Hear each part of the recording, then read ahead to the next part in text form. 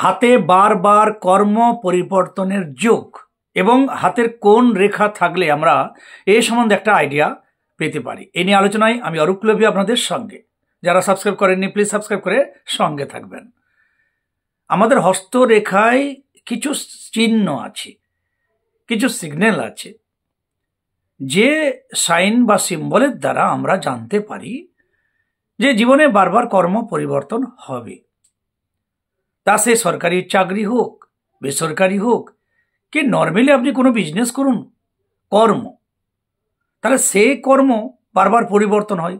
এক কর্ম ছেড়ে আরেকটা কর্ম হলেই অনেকেই জ্যোতিষের দরবারে হাজির হন যে ওই কর্মটাতে চলে গেল, তাহলে কি হবে।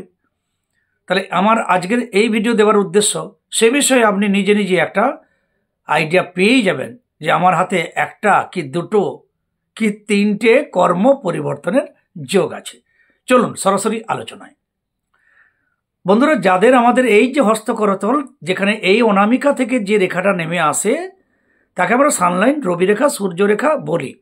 এই হচ্ছে রবিস্থান। এই যে এখান থেকে রেখা নেমে আসে, এই রবি রেখা আমরা আগেও জানি যে এই রবি রেখা আমাদের সম্মান, প্রতিষ্ঠা, যশ প্রতিষ্ঠা, সম্মান, সাফল্যের একটা রেখাও বলা হয়। কিন্তু এই রেখার মধ্যে যদি যখন দেখবেন যাদের আড়াআড়ি রেখা, কাটা রেখা বলি আমরা, আড়াআড়ি একটা দুটো কারো তিনটে রেখা কাটা আছে, অর্থাৎ আড়াআড়ি যখন এই রেখার উপরে থাকবে, পাশে আমি চিত্রে দেখিয়ে দিচ্ছি, যখনই রবি রেখার পর পুরো আড়াআড়ি পরিষ্কার একটা দুটো কাটা চিহ্ন থাকবে, কাটার দাগ থাকবে, ওই চিহ্নর মতলব হচ্ছে ওই বয়সে আপনার কর্মের পরিবর্তন হবে। যাদের দুটো কাটা চিহ্ন আছে তারা ডেফিনেটলি তাদের দুবার কর্ম পরিবর্তন হয়েছে। তিনটি থাকলে তিনবার নয়, ওটা একাধিকবার হতে পারে। এ গেল আমরা রবি রেখা থেকে জানলাম যে রবি রেখার উপরে যদি এইভাবে আড়ি ক্রস থাকে তা কর্ম পরিবর্তন হয়, এটা নিশ্চিত।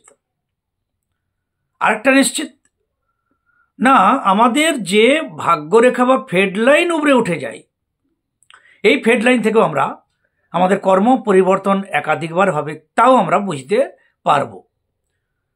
এই বিষয়ে বলি না, যাদের ধরুন এখান থেকে একটা কর্মরেখা উঠে গেল, এখানে ফেড লাইনটা এখানে শেষ, আবার পাশ থেকে আরেকটা উঠে গেল, সে মিডিলে গিয়ে শেষ, তার পাশ থেকে আবার একটা উঠে গেল, তাহলে এ হেন যাদের হাত, যাদের ভাগ্যরেখা বা ফেড লাইন, তাদের জীবনে একাধিকবার কর্ম পরিবর্তনের যোগ দেখা যায়। তা আপনি সরকারি সার্ভিস করলে এক চাকরি ছেড়ে আরেক চাকরি, যদি কোম্পানির জব করেন তাহলে এক কোম্পানি ছেড়ে অন্য কোম্পানি, ব্যবসা করলে এক ব্যবসা ওই রেখা পর্যন্ত চললো, তারপরে আবার নতুন ব্যবসা, সে আবার চললো, তারপর আবার নতুন ব্যবসা, অন্য ব্যবসা। অর্থাৎ জীবনে কর্মক্ষেত্রে একাধিক পরিবর্তন দেখার মতো দেখা যায় এ হেন রেখা থাকলে। রবি রেখার ক্রস আর একাধিক কাটা কাটা আলাদা আলাদা করে ফেড লাইনে উঠে যাওয়া, এ বিষয়ে কোনো সন্দেহের জায়গা নেই, এটা 100% কনফার্ম। এবারে দাদা এর কিছু প্রতিকার, আপনার একাধিক কর্মযোগ আছে, এর আবার প্রতিকার কি? এ তো অবধারিত। শুধু এটুকু বলতে পারি যে এটা কেন হয় তার সম্বন্ধে আমরা ছোট্ট আইডিয়া শেয়ার করছি আপনাদের। যে আমাদের একাধিক কারো কারো কর্মবর্তন, ও রামসাম ওরা তো বেশ এক কর্মে সারা জীবন এক ব্যবসায় কাটিয়ে দিল, আমার কেন জীবনে এত কর্ম পরিবর্তন?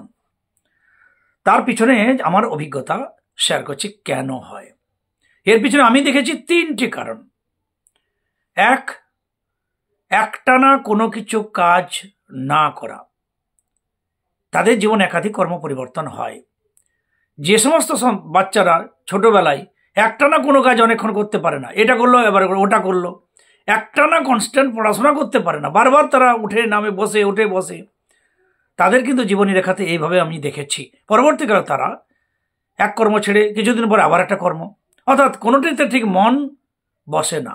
এই কর্মচঞ্চলতা মস্তিষ্ক বলি আমরা, তাদের হাতেও এরকম রেখাই দেখা যায়।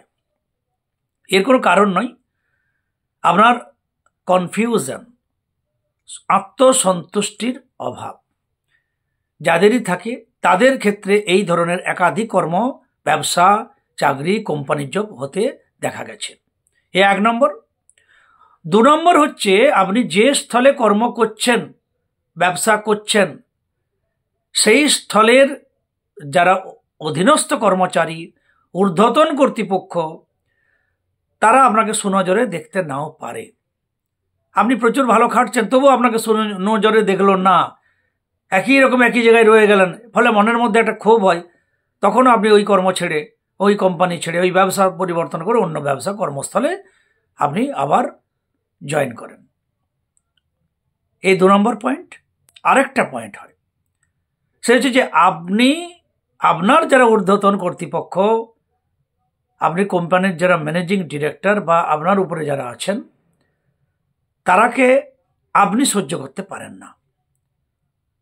কোনো কিছু বিষয়ে বললে সঙ্গে সঙ্গে এই তোমার চাকরি ছেড়ে দেবো, আজ কাল থেকে আর আসবো না।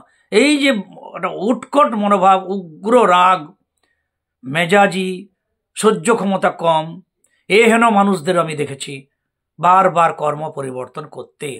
অর্থাৎ ধৈর্য স্থৈর্য বলে যে ভাষাটা আমরা বলি, সেটাও অনেকের কম থাকে।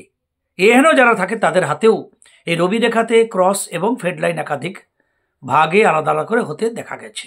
এই 3 ধরনের মানুষ আমি দেখেছি, 3 ধরনের কারণ আমি দেখেছি, তাই আমি আপনাদের শেয়ার করলাম। এর নিবৃত্তি যদি হয়, নিবৃত্তির কিছু নেই, আমরা যে রেখা যতক্ষণ আছে ততক্ষণই হবে কর্ম, এর পরিবর্তনের কোনো গল্প নেই। যে রেখাটা প্রমিনেন্ট সেই রেখাটাতে আপনি ডেভেলপ করবেন, আপনার উন্নতি হবে। সুতরাং আমাদের হাতে কোন রেখা থাকলে আমরা বুঝতে পারি যে আমাদের একাধিক কর্ম হবে, তা হতে পারে কর্ম, চাকরি, কোম্পানির জব, ব্যবসা। তা এই রবি রেখা এবং ফেড লাইনের এই গতিবিধি থেকে আমরা আইডিয়া পেতে পারি অ্যাস্ট্রোলজি বা জ্যোতিষশাস্ত্র থেকে। অন্যান্যদের মতো আজকেও আমার অভিজ্ঞতা আপনাদের শেয়ার করলাম এই ছোট্ট বিষয়ে। যদি ভালো লাগে লাইক দিবেন, সবাই সঙ্গে থাকবেন। জয় গুরু, জয় গুরু।